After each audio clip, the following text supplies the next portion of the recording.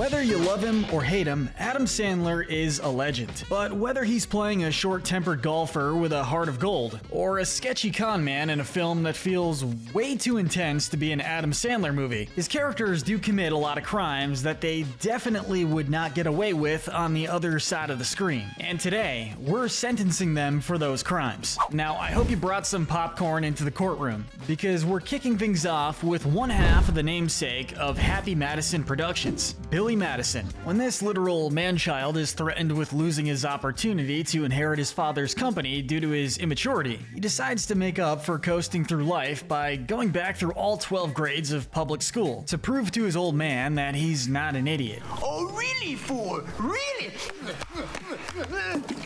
Or at least not a complete idiot. Naturally, this leads to some questionable moments. For starters, we could technically put sexual assault on his record. Billy brushes over his teacher's breasts on a dare, or I'm sorry, a double dare. You double dare me? He may have the maturity of a 10-year-old, but you have to bear in mind that Billy is not, in fact, a 10-year-old. And although the movie wants us to just consider this wacky 90s hijinks, even Billy knows what he's doing. I mean, he literally says, "That's assault, brother." "Oh, Billy, what are you doing?" Thankfully, his other crimes are rather light. Public intoxication is probably his most common, given his habit of getting plastered constantly everywhere. But if you ask us, it's more so that damn penguin influencing him. You may say that he's not real, but that's just what he wants you to think. They're no penguin! And in Billy's defense on the public intoxication charge, he's usually on his own property. That said, we also have to charge Billy with vandalism, given his love of the old flaming bag of dog poop on your neighbor's porch prank. He called the poop! It's all fun and games until the house gets caught on fire. So let's roll out a sentence. The thing about Billy is that aside from having some not quite there mental faculties, most of his crimes take place on his wealthy father's property, meaning he'd be less than likely to face actual charges for those. Given that said dad and Veronica Vaughn are the only ones who really have any grounds to bring charges against him, it doesn't seem like Billy will be in too much trouble. But we can't completely let him off the hook. Our sentence for Billy is 1 year of community service and mandatory addictions counseling. But hey, once you get out of there, you can go for that degree, Billy. And actually, you might want to bring your friends to AA, because they could use the help too, especially that damn penguin. Next up, we go from man-child to a man-child with a child, sort of. It's Sonny Kovacs from Big Daddy. And while he's not quite as immature as Billy, this law school dropout is definitely more concerning from a legal standpoint. It's no secret that Sonny loves Julian, or Frankenstein, whichever name he's using nowadays. That said, he's not always the best influence, especially in the first half of the movie. Some of their bonding activities include assault via tripping skaters in the park with a stick. Sonny not only does this for fun, but he encourages Julian, his impressionable temporary son, to as well. There's a stick there. Somebody should move it. Eventually, this results in a child in his class getting injured, which is really not going to help his lawyer. Next, while public urination isn't exactly hurting anyone, which is a weird thing to say, we still have to tack it onto his charges. Not exactly the most proper activity to teach a kid. But trick-or-treating is good though, right? It sure is, as long as the neighbors have candy. It takes a special kind of father figure to break and enter into a rude neighbor's house and straight up commit robbery, just because he didn't have any candy for your kid. For legal reasons, I'm required to say that we here at CinemaSentencing don't condone robbing your neighbors for candy. But jokes aside, there is some serious stuff to talk about. The elephant in the room for Sonny in terms of crime would be his assumption of his friend Kevin's identity, who just so happens to be Julian's biological father. From a moral standpoint, Sonny wasn't doing anything heinous. Quite the opposite. He was stepping up as a father figure to his friend's son while he was away on a business trip. From a legal standpoint, however, the judge makes it pretty clear. Sonny Kovacs is technically guilty of kidnapping a child, and also falsely assuming someone's identity. So let's give him his sentence. It's telling when, in a comedy movie, even a good guy like Sonny doesn't get a totally perfect ending. Full custody goes to Kevin, who's a good dad in his own right, whereas Sonny narrowly avoids prison time and is thus allowed a lifelong friendship with his little buddy. But if we weren't in the happy world of funny movies though, we'd have to just look at this objectively as a man assuming someone else's identity, then legally kidnapping his child, Thank you so much for being sweet to my little boy here. and committing multiple crimes and misdemeanors alongside said child. And we'd have to sentence Sonny Kovacs to 20 years in federal prison, but we will at least let Julian visit and occasionally play the kangaroo song. Kangaroo shop, kangaroo shop.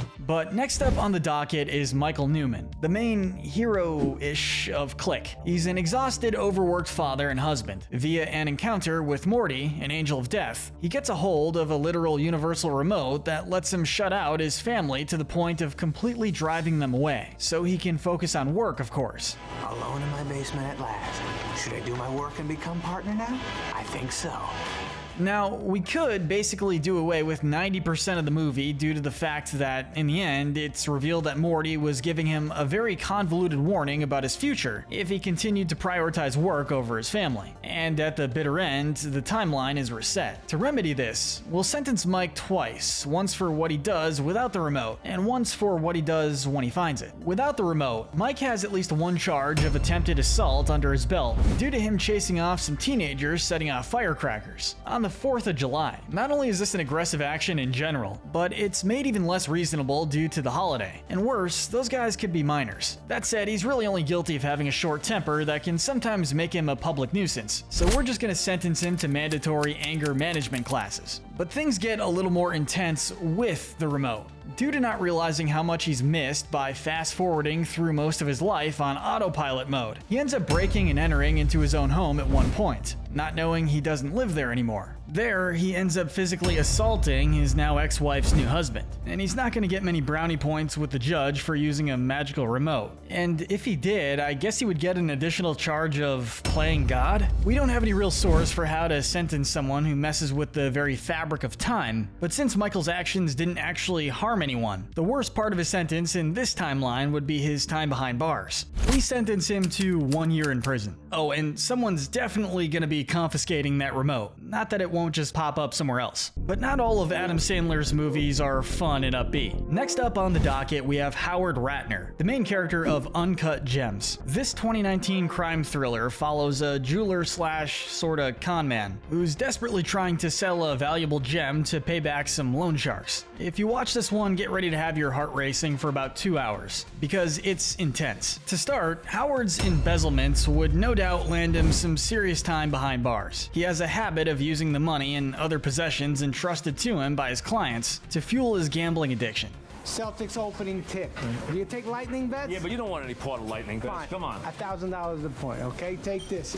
The main conflict of the movie does involve him owing Arno $100,000 after all, and he's not exactly prioritizing paying those debts. Even in the final act, where he had a blatant opportunity to pay off his debt to Arno, he insisted on gambling the funds on a basketball game while him and his gang watched, which ultimately put him on the wrong end of a short-fused Phil's gun. While that's his most notorious crime, and without a doubt his most consistent, he's got some smaller charges under his belt as well. He attacked The Weeknd after finding him in the bathroom with his girlfriend, which, crimes aside, that's pretty rough, which adds an aggravated assault charge to his record. And while this is definitely his least evil crime, we feel that public nuisance is definitely on the table. I mean, the guy makes a scene constantly throughout the movie. Do you promise to keep your voice down? Yes. I'm happy to call her. Shouting an amount of F-bombs that would make a sailor blush and verbally assaulting a lot of workers and other people who didn't deserve it. And there was also that time he was found naked in a trunk during his teenage daughter's play.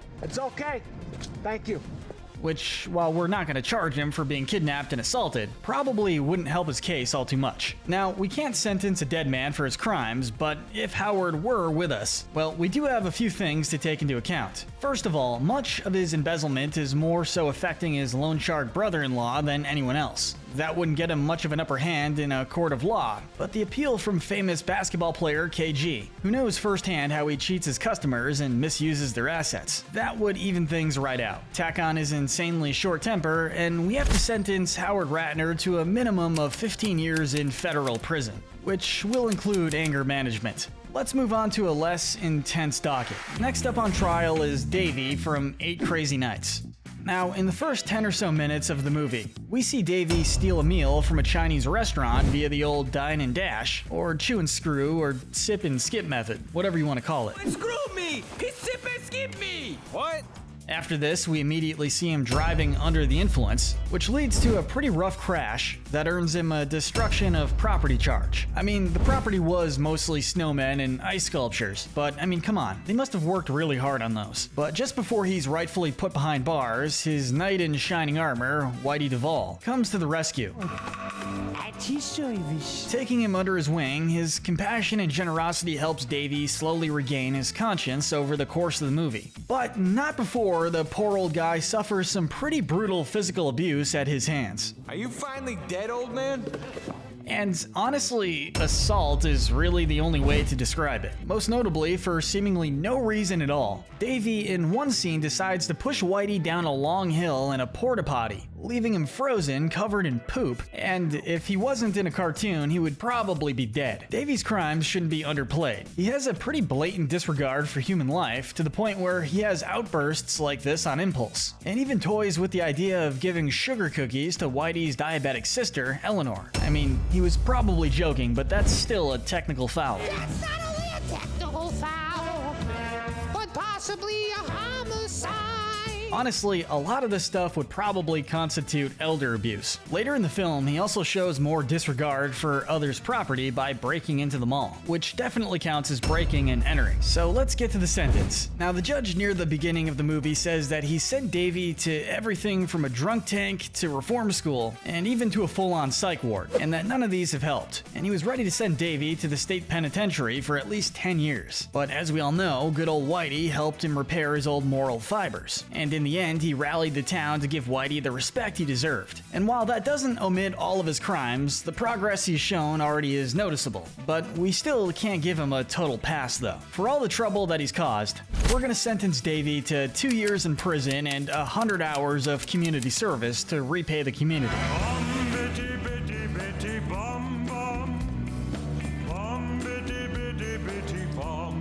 Now, would you believe us if we said that our final person on the docket has the most insane rap sheet yet? We opened with Billy Madison, and now we close with Happy Gilmore, the other 90s icon who shares a name with his movie. Happy Gilmore is undoubtedly one of the funniest Adam Sandler movies out there. Talk about a hole-in-one. In short, an aggressive hockey player ends up on the golf course to earn money so he could buy his grandma's home back from the government. Pretty simple. A movie about golf surely can't lead to more crime than an actual crime drama, right? Before the events of the movie even start, Happy has several counts of assault. One time with a deadly weapon. When he was on his school hockey team, he recounts casually that he was the only guy there who tried to take off his own skate and stab someone. Hey, you fucking lie, mother... And he's gone. You pussy bitch! You fucking play it where it lies! Fuck you! That's not exactly something that went away with age, given his tossing of a repo man out of his grandmother's front door, and his legendary smackdown with Bob Barker. He also repeatedly destroys property, and not just breaking a few clubs or windows here and there, but even laughing clown heads on mini golf courses aren't safe. Though, if you ask us, that clown definitely had it coming. All of that is pretty bad, but it's hard not to feel for Happy. His father's untimely tragic death caused the bulk of his anger issues, and it's more than likely that he didn't get the help he needed. So while we wouldn't acquit him for these crimes, we can definitely understand. And if it were up to us, we wouldn't give him a harsher sentence than some therapy and maybe a couple months in the slammer. That said, there's just the teeny tiny detail of Happy Gilmore having multiple counts of involuntary manslaughter under his belt. 2 possible and 2 confirmed. First, he breaks the window of a neighbor far down the street with a wild golf shot, then proceeds to hit him in the head. Now, knowing full well that he could have killed or at least injured this guy. You hit that guy. He shouldn't have been standing there. He hits the ball yet again, and this time he hits an old lady and causes her to fall from a 2nd-story window. Later, he accidentally crushes an old woman at the nursing home with an AC unit. This one is worse because not only does Happy still walk away from the scene, he verbally acknowledges that he probably just killed someone. Oh, that Mista lady? I think I just killed her. We're sure his beloved grandma wouldn't testify against him, but that scummy guy who runs the place as a sweatshop, he probably wouldn't mind doing so. Finally, and most notably, there's good old Chubbs. He may have gotten his other hand back, but he lost the rest of his earthly body by being scared out of an open window by the dead body of his alligator nemesis.